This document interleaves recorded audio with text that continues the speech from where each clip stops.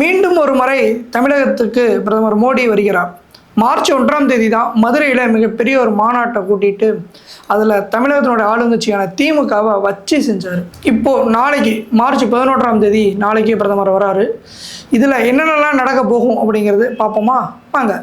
பிரதமர் மோடியினுடைய தமிழக விசிட் அப்படின்னாலே தமிழகத்தினுடைய ஆளுங்கட்சி திமுகவுக்கு கொஞ்சம் பீதியாக தான் இருப்பாங்க. ஒட்டுமொத்த திமுகவும் இப்போ பீதியில் இருக்கக்கூடிய நேரத்தில் இப்போ வரது பிரதமர் மோடி வரக்கூடிய சட்டமன்ற தேர்தலுடைய பிரச்சார பொதுக்கூட்டத்துக்கு மட்டுமல்ல, தமிழகத்தில் இருக்கக்கூடிய கிட்டத்தட்ட 5650 கோடி ரூபாய் அளவுக்கு தமிழகத்தில் பிரதமர் மோடி அவர்கள் நாளைக்கு மட்டுமே தொடங்கி வைக்கக்கூடிய திட்ட மதிப்பு 5650 கோடி ரூபாய். இதில் என்னென்ன அப்படின்னு பார்த்தீங்கன்னா, இப்போ ஈரோடு, நீலகிரி இந்த 2 மாவட்டத்துக்கு மட்டுமே பிஎன்ஜி, அதாவது பைப்பில் கேஸ் போகிற மாதிரி ஒரு திட்டத்தை பிரதமர் மோடி நாளைக்கு தொடங்கி வைக்க போகிறாரு.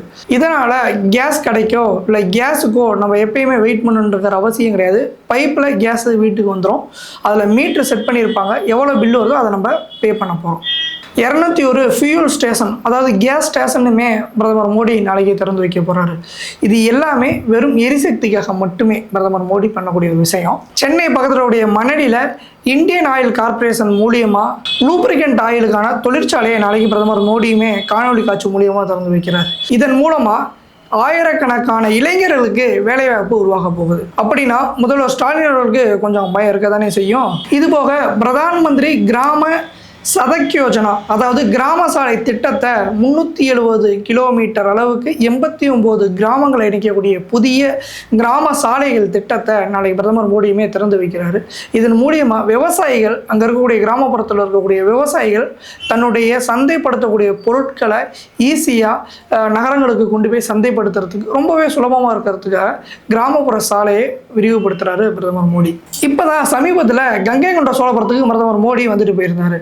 அதனுடைய எதிரொலிய கங்கை கொண்ட சோழபுரத்திலிருந்து திருச்சிக்கு பசுமை வழி சாலையை நாளைக்கு பிரதமர் துவங்கி வைக்கிறார். இதனால திருச்சிக்கும் அரியலூருக்கும் இதனால போக்குவரத்து நெரிசல் ஏற்பட குறைஞ்சு அந்த விபத்துகளுமே குறையக்கூடிய வாய்ப்புகள் அதிகமாக இருக்கு. ஒரு நாட்டினுடைய முக்கியமான வளர்ச்சி அப்படிங்கிறது சாலை போக்குவரத்து ரொம்ப மிகப்பெரிய ஒரு பங்காற்றக்கூடிய ஒரு விஷயம்.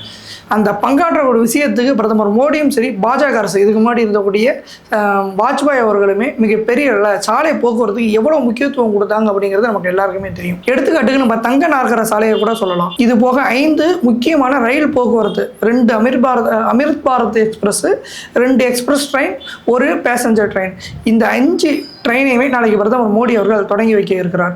ஒரே பயணத்தில் எரிசக்தி, சாலை போக்குவரத்து, ரயில் போக்குவரத்து, வேலைவாய்ப்புக்கு, இது மாதிரி பல திட்டங்களை பிரதமர் மோடி நாளைக்கு மட்டுமே திறந்து வைக்க போகிறாரு.